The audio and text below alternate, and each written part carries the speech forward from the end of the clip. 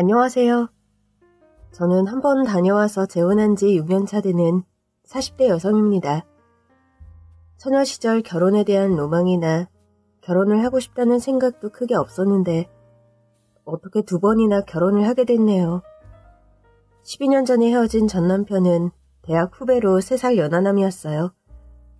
제가 3학년일 때 저희 과 신입생으로 들어와서 저를 마치 병아리처럼 졸졸 따라다녔고 저는 어미닭의 마음으로 후배를 챙겨주려던 중에 정이 싹 텄는데 어느 날 정신을 차리고 보니 제가 후배의 손을 잡고 결혼식을 올리고 있더라고요. 남편은 이영재 중의 장남으로 우유부단하면서도 약간 다혈질적인 면이 있었어요. 평소에는 무난하게 허허시실 웃으며 받아들이다가도 술만 들어갔다 하면 욱하는 성질이 나와서 가뿐살을 만들기 일쑤였고 주변 사람들과 종종 다투기도 했습니다.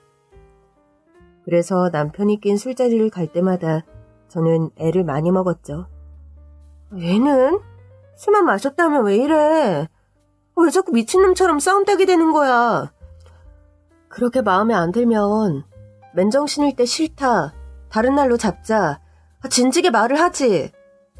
평소에는 입 꾹 닫고 있다가 왜 술이 들어가면 그제야 불만을 털어놓으니까 다들 네가 술 주정하는 줄 알잖아. 희은아, 안 되겠다. 진욱이 집에 보내야겠다. 꽐라돼서 또 여기 엎어버릴 것 같아. 전에도 그랬잖아. 엄하게 옆에 입을 사람들이랑 싸워서 경찰서 갈 뻔했잖아. 미안. 진욱아, 가자. 정신 차리고 얼른 일어나봐. 왜? 나 아직 할 말 남았어. 야, 여자, 너 이리 와봐. 이리 와보라고, 씨. 얘가 정말 미쳤나봐. 야, 이진우, 미친놈아, 일어나, 얼른! 후배의 치명적인 약점, 욱하는 성질머리에 폭력적인 주사에도 불구하고 신압으로 정이 많이 들었던지라 후배의 끊임없는 청혼을 거절하지 못했어요.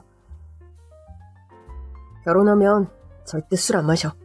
아니, 지금부터 입에도 안 대고 냄새도 안 맡아. 그러니까 제발 나랑 결혼해주라, 응? 진짜야? 진짜 금주하는 거 맞아? 자기랑 결혼하면 나 완전 새 사람으로 다시 태어날 거야. 약속해. 그렇게 저는 남편이 대학을 졸업하자마자 첫 번째 결혼을 하게 됐어요. 당시 시댁 식구는 시부모와 남편, 시동생 이렇게 4식구였고요. 구청 공무원이셨던 시아버지는 너무 점잖다 못해 있는 듯 없는 듯 존재감이 약하셨던 것에 비해 시어머니는 외모부터 가히 압도적이었습니다. 자기야, 내일 우리 집 와서 우리 엄마 보고 놀라면 안 돼? 왜? 우리 엄마 손이 진짜 크거든. 엄청나게 커. 이따만하다? 저는 손이 크다는 말이 음식량을 많이 하는 그런 손인 줄 알았는데 남자친구가 팔을 활짝 벌려서 원을 그렸습니다. 너 허풍은 대체 누굴 닮은 거야? 내일 가서 내 눈으로 똑똑히 보겠다. 진짜야, 진짜. 우리 엄마 손에 제대로 맞잖아? 그럼 최소 전치 4주는 나온다? 이래봬도 우리 엄마 별명이 스쿼드 폭격기야. 스쿼드 폭격기? 그제야 떠올랐습니다. 남자친구의 어머니가 배구 선수 출신이라는 사실이요. 나 어릴 때 동생이랑 싸우잖아. 그럼 우리 엄마한테 기합을 받는데 엎드려 뻗쳐는 기본이고 원산폭격 알지? 왜 바닥에 머리 박고 엎드려서 손 뒤로 하는 거. 그래도 얼차려는 양반이야. 우리 엄마가 등짝 스매싱에 머리 스파이크 한번 때리잖아? 그럼 조만간 병풍 뒤에서 향냄새 맡고 있겠구나 한다니까. 진짜 일주일 내내 머리가 우리에서 학교를 못 갔다니까. 그래서 우리는 엄마 말이면 무조건 복종. 엄마 눈밖에 안 나려고 엄청 눈치 보면서 자랐다고. 시작이다. 자기 이름은 왜 이허풍이라고 짓지? 진욱이라고 지었을까? 내일 어머니 만나면 물어봐야지. 진짜야, 진짜.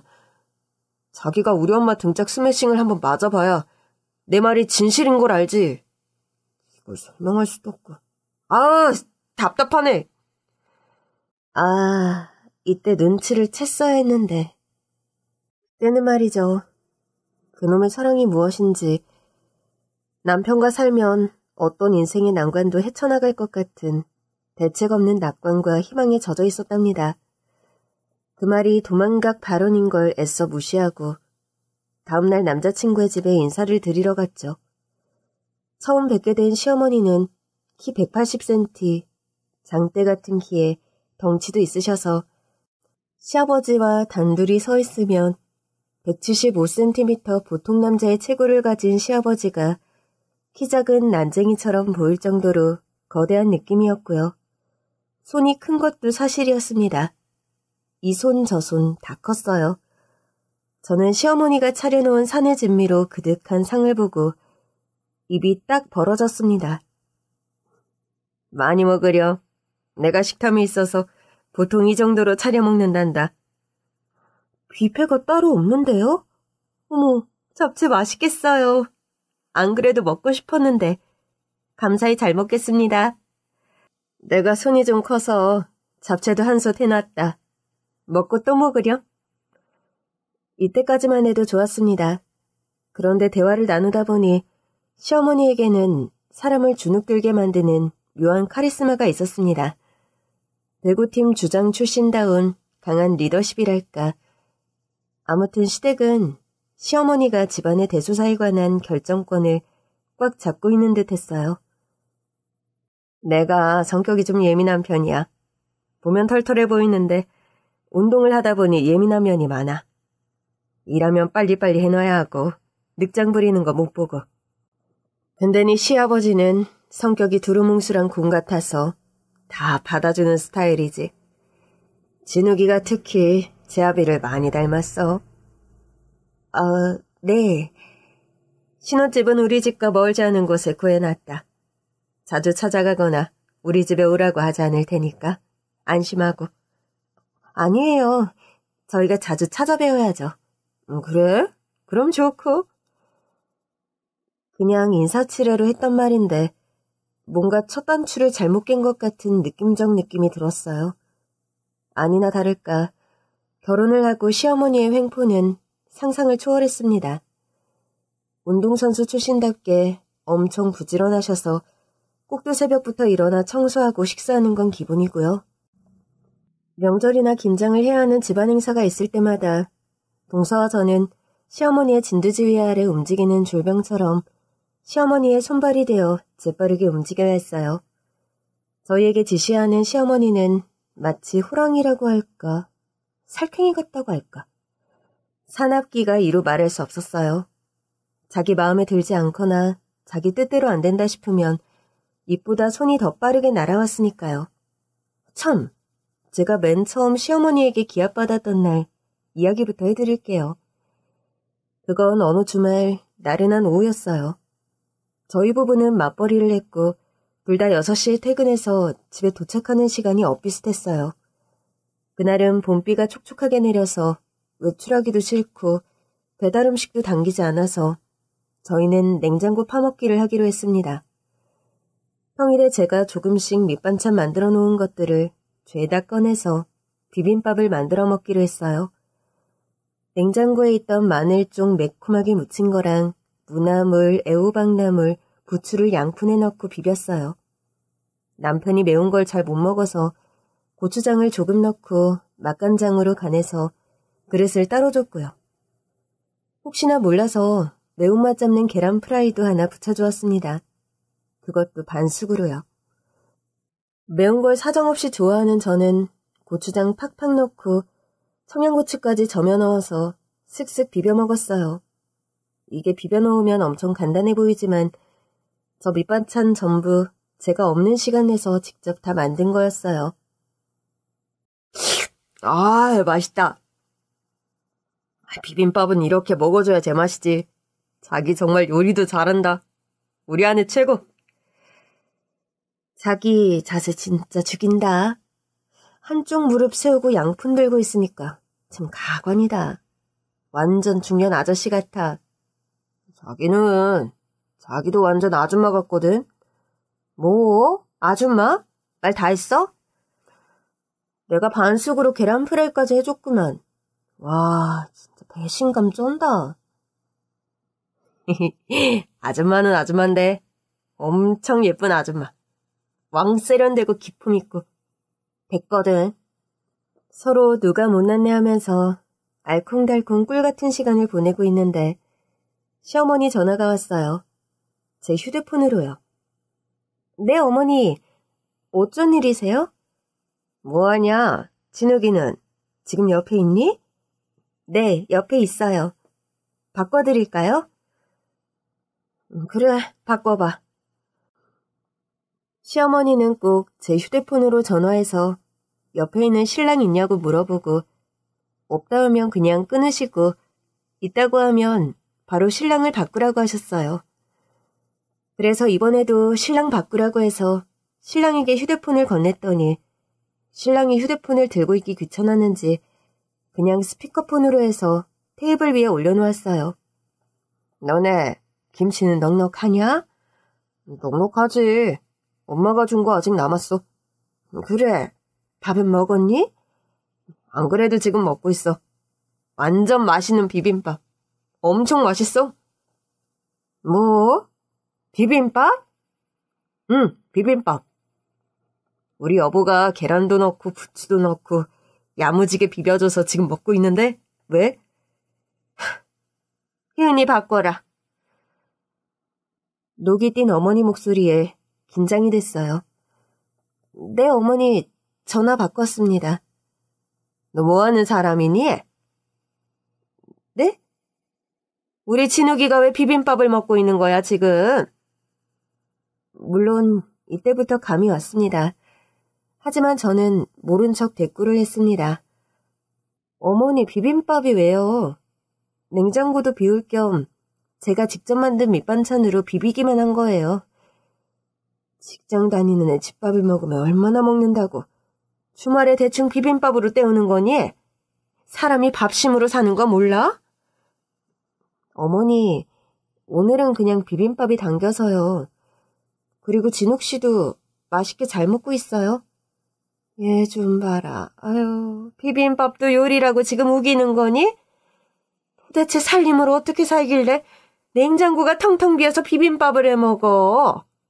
아내가 돼서 먹거리 챙길 생각을 해야지. 뭐 하는데 돈 쓰느라 바빠서 상놈들이나 먹던 비빔밥을 해 먹여? 너 우리 진욱이가 벌어오는 돈 다 어디다 쓰냐? 어머니 죄송한데요. 저도 맞벌이하고 있거든요. 저도 열심히 돈 벌고 집에 와서 밥하고 설거지하고 빨래 돌리고 정신없이 바빠요. 청소는 누가 하는데? 그건 진욱 씨가 가사 분담하기로 했어서. 너 돈 번다고 요새가 장난 아니구나. 심이가 하는 말에 따박따박 대꾸하고 버릇없게. 너희들 지금 당장 집으로 와라. 시어머니의 호출에 제 가슴속이 불덩이를 품은 것처럼 활활 타올랐습니다. 그래도 어른이 부르시는데 모른 척할 수가 없어서 남편과 저는 식사를 멈추고 불이 났기 시댁으로 갔어요. 그날 처음으로 무슨 군인처럼 정신개조 얼차려를 당했습니다. 남편은 시어머니와 얼차려에 익숙한 듯 곧바로 엎드려 뻗쳐를 했어요. 자기야, 얼른 꿇어. 저는 험악한 분위기에 압도되어 무릎을 꿇고 말았어요. 너 시어머니를 얼마나 우습게 봤으면 그러니? 나는 살다 너처럼 꾸박꾸박 말대꾸하는 며느리는 처음 봤다. 잘못했습니다, 어머니. 다시는 안 그럴게요. 됐고, 너처럼 버르장머리 없는 애들은 내가 못 본다. 며느리가 심히 말을 잘 들어야 집안의 기강이 바로 서지 않겠니? 그러니까 지금부터 내가 기강을 바로 잡아야겠으니 너희들 다 엎드려 뻗쳐 하나의 정신 둘에 차리자. 복창한다, 실시. 남편과 저는 엎드려 뻗쳤다가 일어나며 하나의 정신, 둘의 차리자를 외쳤어요. 제가 너무 어리둥절해서 머뭇거리고 있으니까. 너 때문에 기합 받는데 뭐하니? 엎드려 안 뻗쳐? 예? 예. 저는 난생 처음 하는 얼차려에 이게 꿈인가 생시인가 갑자기 왜 막장 드라마가 됐는지 알 수 없어 정신이 혼미했어요. 엎드렸다 일어서기를 한 30번 하고 나니 제 정신은 저 머나먼 안드로메다 어딘가로 탈출하고 없었어요. 그런데도 시련은 끝나지 않았어요. 김희은, 복명복창한다. 반성합니다. 반성합니다. 제대로 하겠습니다. 제대로 하겠습니다. 제대로 잘하겠습니다. 제대로 잘하겠습니다. 10회 정도 반복하자 너무 서럽고 힘들어서 울음이 터져나왔습니다. 그제야 시어머니는 저희들을 풀어주었어요. 집으로 돌아오자마자 저는 남편을 잡고 따졌습니다. 이게 뭐야? 이러는 거 가정폭력이잖아. 나 학창시절에도 이런 기합 안 받아봤어. 정도 가지고 뭘 그래. 오늘 원산폭격 안 한 게 어딘데. 그리고 무섭게 가정폭력이란 말 하는 거 아니야. 원산폭격? 정말 여기가 군대야? 아니, 태릉이라도 이러지는 않을 거다. 어머니, 원래 저런 분이야? 말했잖아. 우리 어릴 때는 더 심했어. 엄마가 선수 생활하면서 팀 주장을 많이 해서 그래. 이해해줘, 자기야. 두 번만 팀 주장을 했다가는 사람 잡겠다. 엄마도 안 됐어. 젊었을 때 팀의 감독 코치 때문에 기합이 잔뜩 들어가 있어서 그렇대. 그러다 보니 항상 뭔가를 지적하고 빠릿빠릿 안 하면 못 견디고 그러는 거야. 그래도 이건 아닌 것 같아. 아무튼 남편이 술만 마시면 폭발하는 억눌린 감정이 시어머니에게서 비롯된 거구나 하고 짐작하게 됐어요. 시어머니는 집안의 군기반장으로 아무런 설명 없이 무조건적인 지시만 했고 시아버지는 시어머니가 하는 대로 그냥 방관만 했어요. 아마도 괜히 나섰다가 시끄러운 분쟁을 일으키는 것이 두려워서 일부러 거부하고 회피하는 것 같았어요. 하지만 군기 잡는 시어머니의 얼차려를 당하는 저로서는 가만히 있을 수 없었죠. 나 자기 엄마한테 트집 잡히고 타박 듣고 이상한 기합 받으려고 결혼한 거 아니거든?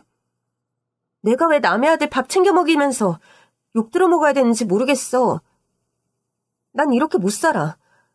자기야, 오늘은 엄마가 기선제압하려고 그랬던 것 같아. 며느리가 말대꾸하는 거 못 참아서. 사실 우리 엄마 비위만 잘 맞추면 절대 이런 일 없어. 몰라. 나 너무 무서워. 어머니가 한 번 더 그러면 나 당신이랑 이혼이야. 알아서 해. 알았어. 내가 잘할게. 자기야, 뿡. 처음이라 신혼에는 다 그런가 보다. 이러다 말겠지 하고 참았지만 1년이 다 돼가는 상황에서도 시어머니는 더하면 더했지 덜하지 않으셨어요. 오히려 시도 때도 없이 저희 집으로 찾아와 불신검문하듯 냉장고 문을 획획 열고 집안 살림에 간섭을 하셨어요. 또 비었네, 또 비었어. 너는 살림을 어떻게 살길래 냉장고가 이렇게 텅텅 비게 만드냐? 조금이라도 시어머니의 마음에 들지 않으면 자연스럽게 손이 올라갔는데 이게 시어머니에게 맞는 등짝 스매싱은 안 맞아본 사람은 몰라요. 왜 웃을 때 옆 사람을 때리면서 웃는 버릇처럼 좀 잘해라 하고 때리는 사람들 있잖아요. 처음에는 그런 줄 알았거든요.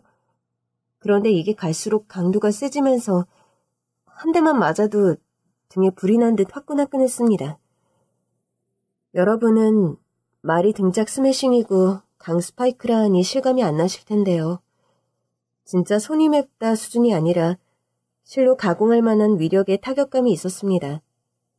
배구 선수 출신이 왕뚜껑 같은 손바닥으로 내리치는 힘은 상상을 초월했어요. 손바닥 힘이 얼마나 좋은지 등짝 스매싱을 당한 날 집에 가보면 제 등에는 시어머니의 손바닥 자국이 선명했고 시간이 지날수록 손바닥 양각이 새겨진 듯 벌겋게 부어올랐습니다. 어머, 이게 뭐야? 여보, 내 등 좀 봐. 아이고, 우리 마누라 등짝에 손가락꽃이 피었네.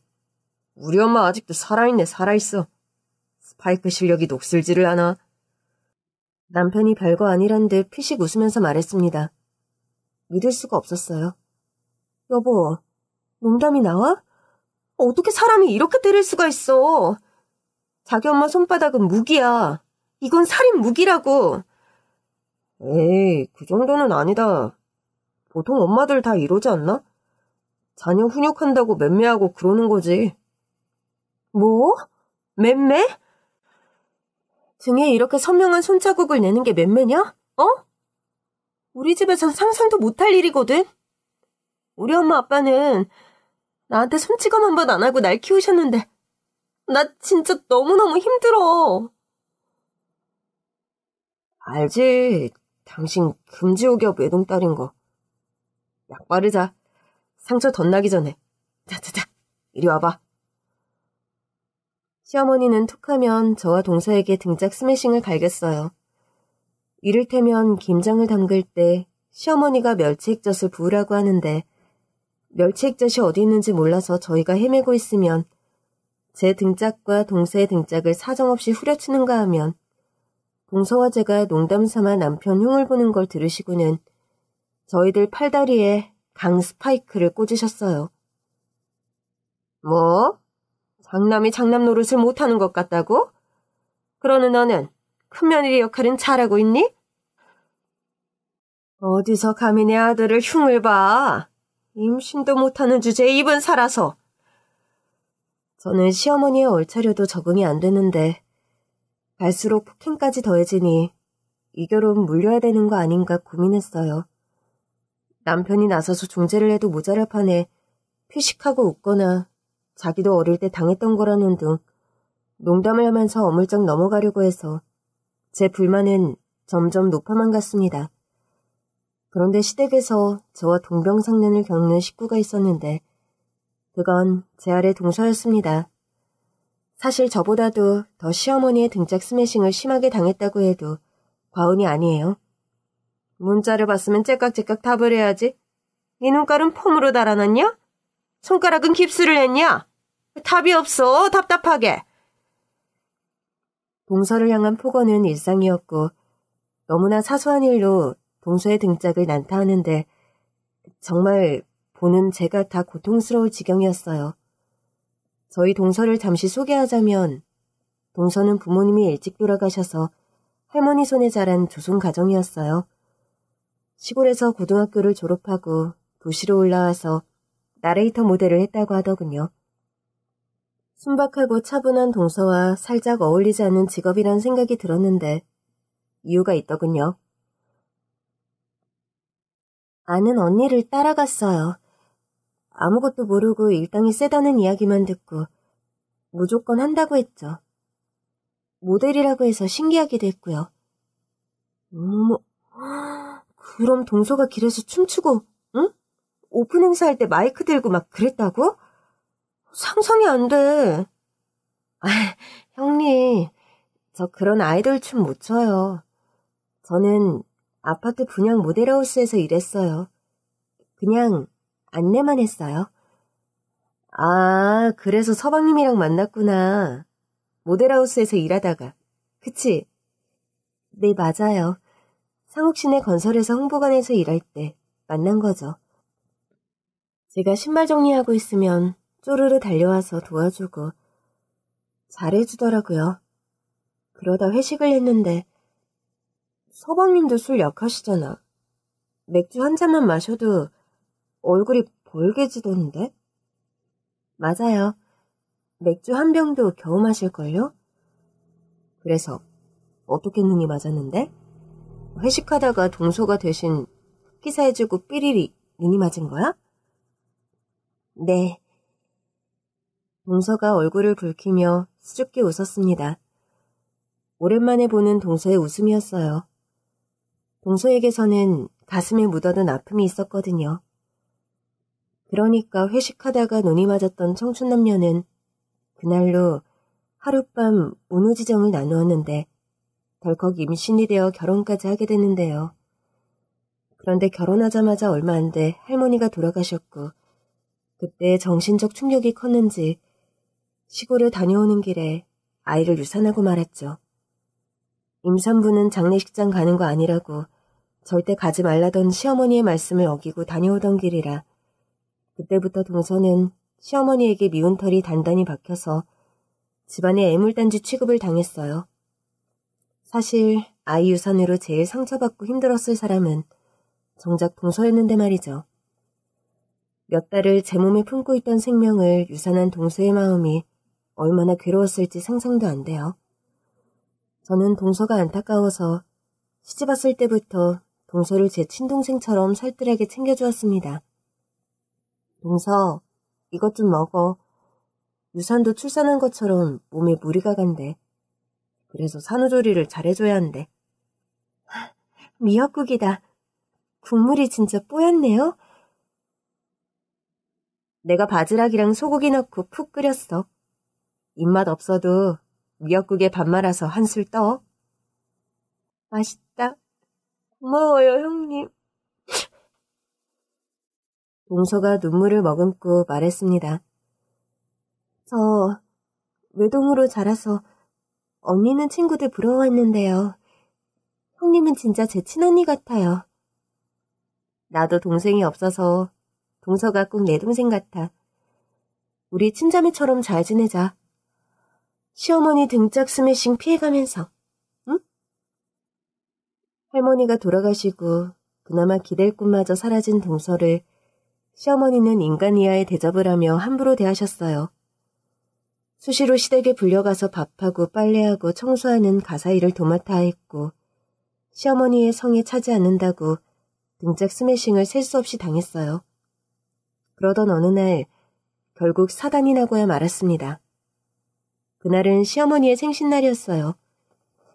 시어머니는 바닷마을 출신 사람이어서 생일마다 시어머니 고향에서 공수한 해산물로 끓인 미역국에 오색나물은 기본이고요. 싱싱한 대구를 넣어 끓인 생대구탕에 마른 김으로 복섬을 해야지. 내가 생일상을 받았구나 하셨어요. 하필 시어머니 생신이 평일이라서 저는 퇴근 후에야 시댁에 갈 수 있었고 동서 홀로 시어머니 생신상을 준비하기로 했는데 동서에게 미안한 마음에 반차를 대고 일찍 시댁에 갔어요. 그런데 시댁에 들어서자마자 동서가 시어머니에게 맞고 있는 현장을 목격하고 말았습니다.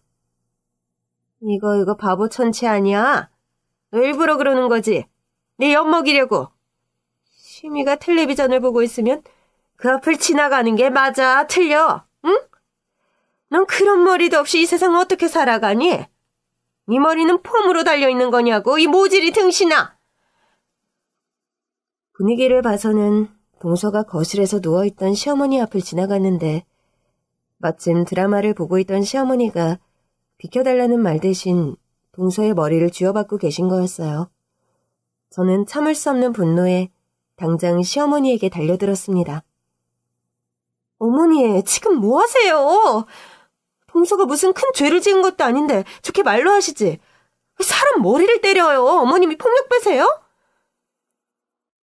제가 이렇게 대들자 시어머니의 눈빛이 사나워지면서 저를 향해 달려들었습니다.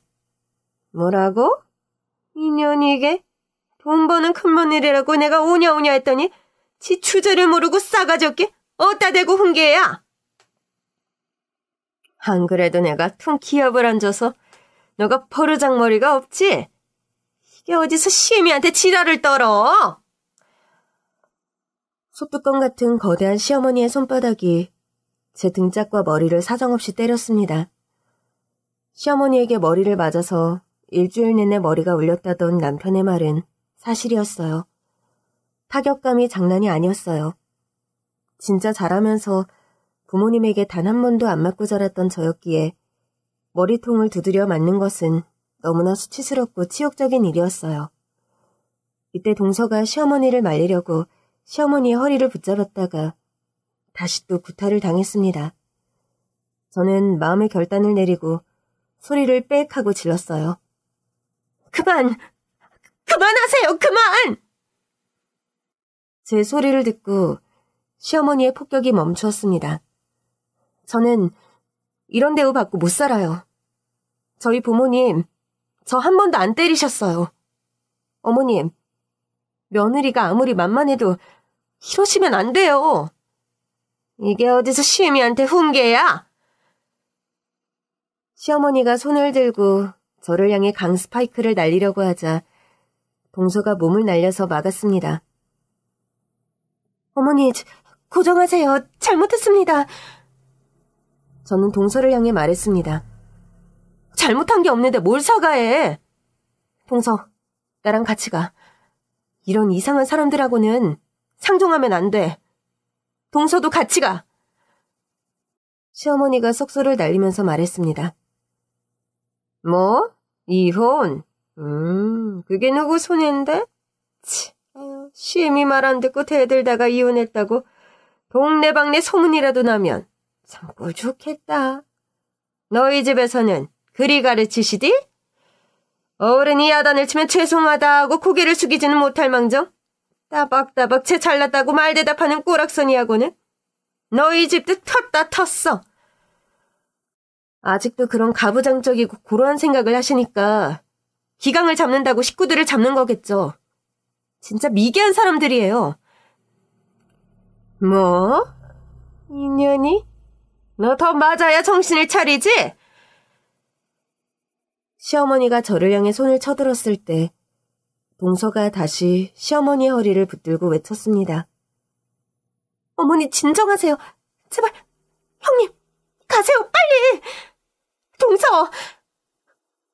동서는 따라 나설 수 없다는 듯 고개를 절레절레 저었습니다. 저는 더 이상 그 여자와 마주하고 싶지 않아서 동서를 시댁에 남겨둔 채 무거운 마음으로 친정으로 갔습니다. 집에 들러서 캐리어에 필요한 짐들을 대충 싸서 친정으로 들어간 저를 보고 부모님은 난리가 나셨죠. 사실대로 말했다가는 엄마 아빠 마음이 얼마나 아프실지 알기에 차마 말을 못하겠더라고요. 그런데 몸 상태가 좋지 않았습니다. 머리는 우리하게 흔들렸고 등은 몹시 따가워서 눕지도 못했어요. 엄마, 등에 연고 좀 발라줘. 너무 따갑고 열나. 엄마가 제 등짝을 보고 기함을 하셨어요. 그러니, 이게 뭐야? 너 이거 어디서 일했어? 그게... 사실은 엄마... 서러움에 북받쳐 참았던 울음이 터졌습니다. 어머니는 아버지를 불러와서 제 이야기를 들었습니다. 집안의 기강을 잡겠다고 며느리들에게 얼차려를 시키고 자기 뜻대로 안 해주면 등짝 스매싱에 머리통을 갈기는 시어머니의 성정을 저는 속사포처럼 쏟아부었습니다. 우리가 매 한 번 안 들고 키운 얌전한 애를 누가 감히 손을 대? 가자! 앞장서! 당장! 싫어. 그 여자 보기도 싫어. 다시는 안 볼래. 그냥 이대로 이혼할 거야. 이혼할 땐 하더라도 확실하게 도장을 찍어야지. 다음날 저희 부모님과 함께 시댁으로 향했습니다. 남편도 아빠의 호출을 받고 시댁에 와서 무릎을 꿇고 있었어요. 부모님은 폭행으로 신고를 하겠다고 으름장을 놓으며 진심 어린 사과를 요구했습니다. 하지만 사과를 할 시어머니가 아니었죠. 심지어 남편까지 이러더군요. 장인어른, 실은 저희 엄마가 티 물려나듯이 저희를 대하셔서 그런 거거든요. 저희들은 엄마 스매싱에 익숙해서 그게 왜 큰 문제인지 잘 모르겠습니다. 그냥 장난으로 때린 건데 희은이가 유난히 약해서 그런 게 아닐까. 뭐라고? 이런 놈을 믿고 결혼을 허락했더니 당장 물러! 이 쓰레기는 반품할 테니 평생 끼고 잘 사슈! 뭐라고? 이 양반이 어디다 대고 쓰레기래? 시어머니는 성질을 참지 못하고 스파이크를 때리려고 일어섰고 시아버지와 동서와 시동생이 시어머니를 부둥켜 안고 가까스로 말려서 폭행으로는 이어지지 않았어요. 그렇게 저의 첫 번째 결혼이 막을 내렸어요. 이혼하면 세상이 무너질 줄 알았는데 아니었습니다. 툭하면 대갈통을 때리던 사람이 사라지니 날아갈 것만 같았습니다. 심호편을 들던 남편에게도 미련 따위 없었고요. 열심히 앞만 보고 걸어갔습니다. 그런데 문득 동서가 생각나서 마음이 아팠어요. 동서에게 친정이 있다면 분명 그 사악한 마귀 할멈의 소나기에서 데리고 나왔을 텐데 하는 마음이요. 그래서 이혼 후에도 동서와 종종 연락해서 드라이브도 가고 맛집에도 같이 가고 동서를 위해 피부 마사지를 끊어주기도 했어요. 여전하지? 그 여자. 아직도 지가 배구 선수인 줄 알아. 그렇죠 뭐. 동서 언제든 탈출하고 싶으면 와. 알겠어? 참고 사는 게 좋은 게 아니야. 지금 시대가 어느 때인데. 저 상욱 씨 두고 못 나갈 것 같아요. 아유, 대단한 사랑 하신다. 형님, 이제 형님 말고 언니라고 부를까요? 그래, 그게 좋겠다. 이제 동서 말고 네 이름으로 불러줄게, 소은아. 좋아요, 형님. 아니, 언니. 동서는 시어머니에게 맞으면서도 사랑하는 남편 때문에 꾸역꾸역 살고 있었어요. 그렇게 5년의 세월이 흐르고 저는 재혼을 하게 됐답니다. 인생이 참 알 수 없는 게요. 우연히 회사 행사 때문에 코엑스몰에 갔다가 대학 때 선배를 만났지 뭐예요. 전 남편도 아는 과 선배인데 자상하고 다정해서 후배들에게 인기가 많았던 선배였어요. 선배는 친환경 비료를 만드는 제조업체의 사장으로 홍보 때문에 나왔다고 하더군요. 반가운 마음에 같이 식사를 했는데 알고 보니 선배도 저처럼 한번 다녀왔다는 걸 알게 됐어요. 저희는 조심스럽게 썸을 탔고 주말에 만나 같이 영화를 보고는 했어요. 어느 날 제가 좋아하는 일본 애니를 보고 있는데 옆에서 귓속말로 이러는 거예요. 우리 이렇게 되려고 한참을 돌아왔나 보다. 응? 이제 야한 장면이 나올 것 같아. 부끄러운데? 아니거든. 안 나오거든. 그런데 청불 영화가 아닌 애니가 갑자기 야하게 느껴졌어요. 딱히 야한 장면이 아닌데도 분위기가 그랬달까? 가슴이 콩닥거리면서 숨이 쉬어지지 않았어요. 그런데 갑자기 옆에 앉아있는 선배가 너무 귀엽게 느껴지는 거예요. 그때부터 우리는 좀 진지하게 교제를 시작했고 좋아하는 마음을 숨기지 못해서 마침내 재혼을 하게 됐습니다. 저희 부모님은 학자 집안에 별 어려움 없이 유복하게 자란 선배를 두 팔 벌려 환영해 주었고요. 시댁 식구들도 저희의 결혼을 두 손 들어 환영했습니다. 저희 가족은 물론 동서에게도 새 신랑을 소개해 주었어요. 그 집은 시어머니가 변하지 않는 이상 답이 안 나와. 동서도 그만 참고 나왔으면 좋겠어. 그래요, 소은씨. 저도 진욱이네 좀 아는데 폭력성이 다분한데도 그걸 문제라고 못 느끼더라고요. 그게 제일 큰 문제잖아요. 정말 괜찮으세요? 네. 지금 당장 이혼하면 내 인생이 끝나버릴 것 같잖아. 아무것도 할 수 없을 것 같고. 그런데 아니야. 막상 이혼해보니까 나를 괴롭히던 문제가 무엇인지 객관적으로 살필 수 있게 되더라. 왜 진작에 나를 괴롭히는 요인들을 없앨 생각을 안 하고 사라져주기를 바랬나 돌아보게 되더라고. 내가 볼 때 동서는 말이야. 뭐든 할 수 있는 사람이야. 그랬잖아. 서울 올라와서 처음 한 일이 나레이터 모델이라고. 그거 누구나 할 수 있는 일이지만 아무나 할 수 있는 일은 아니야. 나레이터 모델도 한 사람이 설마 다른 일을 못하겠어? 동서가 동서 안에 잠재고 있는 잠재력을 제대로 봤으면 좋겠어. 동서는 선뜻 대답하지 못했어요. 앞만 봐도 동서에게 이혼을 하고 돌아갈 집이 없어서 마음의 결정을 못하는 게 분명했습니다. 알지, 동서? 동서 뒤에 내가 있는 거. 언제든 찾아와. 알겠어요, 형님. 저희 말로만 그러는 거 아니에요. 저희 집에 소은 씨 방 준비해 놓을 거예요. 그러니까 언제든지 오세요. 네? 아, 맞다. 청첩장. 이걸 동서한테 주니까 좀 웃기긴 하다. 그래도 꼭 와. 가족 친지들만 초대해서 아주 작게 할 거야. 여기 스테이크 맛있으니까요. 꼭 다 드시고 가셔야 해요. 네. 두 분 너무 축하드려요. 너무 잘 어울리세요. 제 청첩장을 받는 동서 입장이 어떨지 많은 고민 끝에 동서에게도 청첩장을 보냈습니다. 저에게는 동서는 여동생이나 다름없었으니까요. 동서에게 진심을 담아 같이 걱정해주는 선배가 무척이나 든든해 보였습니다. 결혼식은 호텔에서 했지만 가족 친지만 모시고 소박하게 했어요. 두 번째 결혼이라 크고 떠들썩한 것은 사양하고 싶었어요.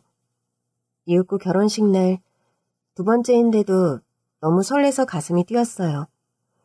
신부 대기실에 앉아있는데 동서가 들어오는 게 보여서 눈물이 핑 돌았어요. 얼굴이 퉁퉁 부은 것이 여전히 맞고 사는 것 같아서 마음이 아팠습니다. 형님, 신부가 울면 안 돼요. 예쁘게 화장하고. 와줘서 고마워, 진짜. 너가 와서 너무 좋다. 근데 축의금 낼 돈이 없어서 인사만 드려요. 나중에 돈 모아서 꼭 선물할게요. 미안해요. 아니야. 나는 네가 온 것만으로도 너무 기뻐. 그거면 돼, 소은아. 너 그냥 가지 말고 식사 마치고 필요한 할 때까지 있어. 꼭. 네, 그럴게요.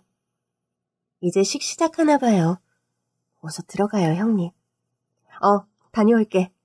동서, 기다려. 네, 형님.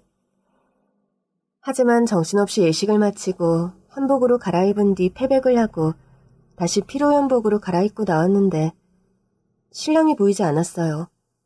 화장실에 갔나 기다리고 있는데 신랑이 엘리베이터에서 급하게 내렸어요. 신랑 손을 잡고 테이블마다 인사하며 돌아다니는데 동서가 보이지 않았어요. 어디 갔지?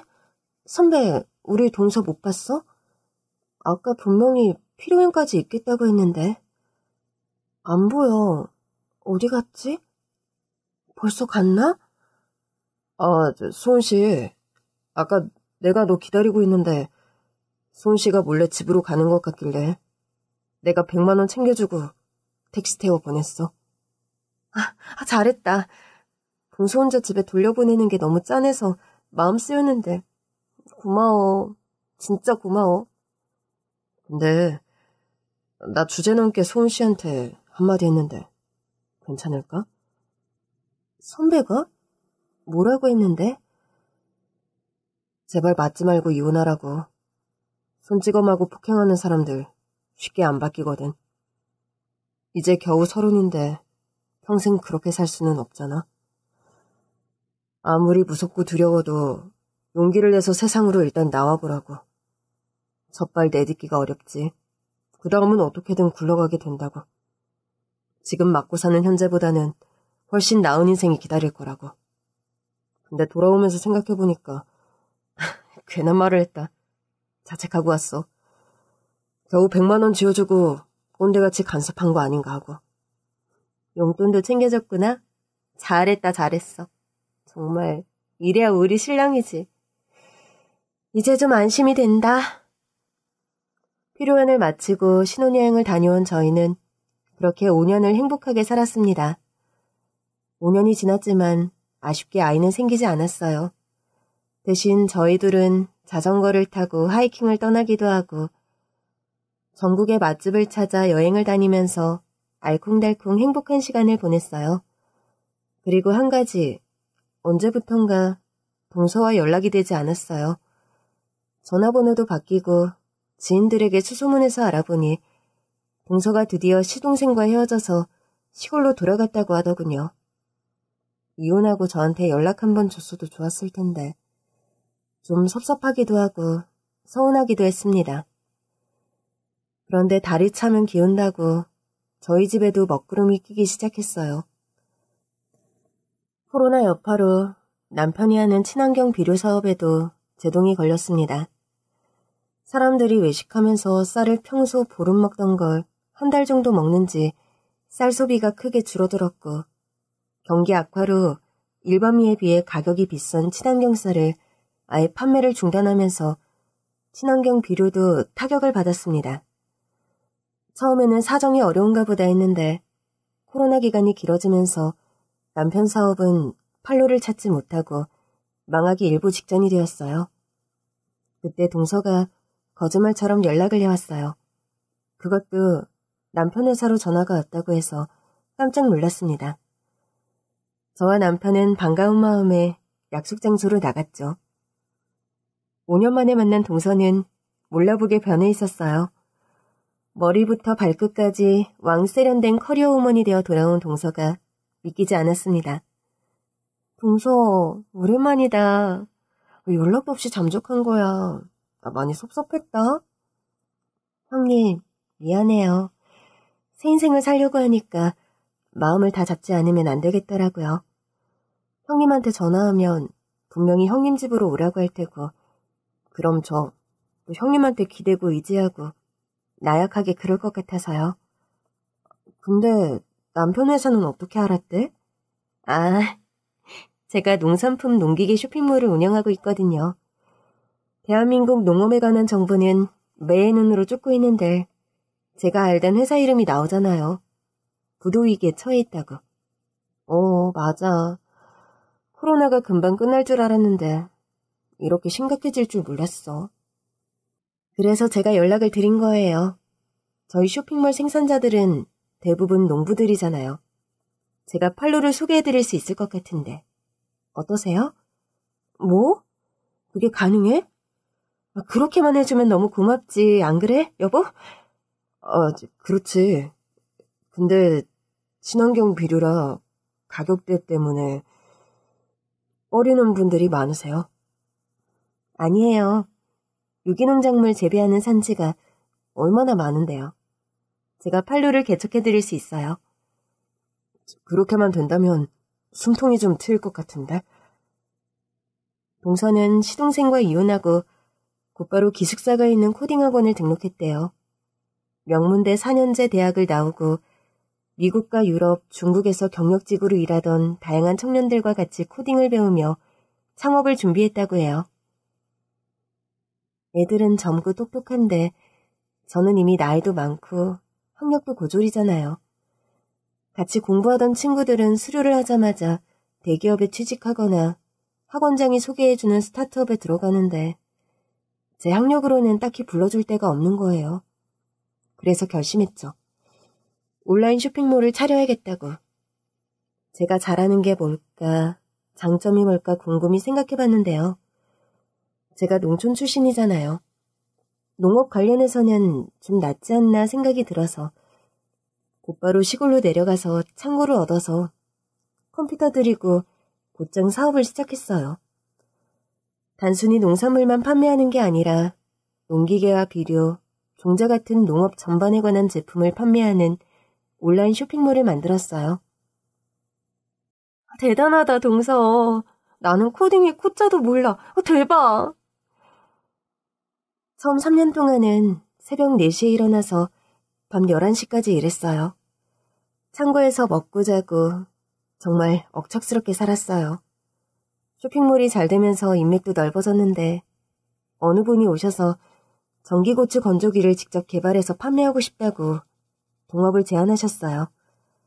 그때부터 농기계에 관심을 갖고 제조공장을 지어서 수출까지 하게 됐죠. 처음에는 농기계로 시작했는데 1년 전부터 전기 2륜차, 전기 3륜차도 직접 개발해서 사업을 넓혀가고 있어요. 친환경 전기자전거가 또 한인기 하잖아요. 사업적 시각이 참 좋네요. 네, 전기 이동수단이 앞으로 저희 주력 사업이 될 것 같긴 해요. 그것 덕분에 매출이 엄청 뛰었거든요. 동선의 회사 엄청 크겠는데? 아직은 중소기업이죠. 최근에 연구소를 설립해서 특허도 갖고 있어요. 온라인 쇼핑몰을 기반으로 제조회사도 잘 키워보려고요. 와, 우리 동서가 어쩜 이렇게 변했지? 그때 내 결혼식에 왔을 때만 해도 완전 겁 많은 소녀 같았는데 이제는 당당한 여성 문화의 아우라가 와우 흘러 넘친다. 형님, 부끄럽게 그러지 마요. 진짜야. 도대체 우리 동서가 이렇게 멋지게 변한 계기가 뭐야? 두 분이 저에게 주신 용기 덕분이죠. 형님이 그랬잖아요. 제가 맘만 먹으면 뭐든 할 수 있다고. 그날 형부도 용기를 북돋워 주셨어요. 세상 밖으로 한 발 내딛기가 어렵지만 첫 발만 내딛으면 어떻게든 가게 되어 있다는 말씀을 새기면서 형부가 주신 100만 원을 보태서 곧바로 코딩 학원을 등록했고요. 그때 해주신 말씀 늘 간직하고 살았어요. 지금의 저를 만든 건 88이 두 분의 조언이었어요.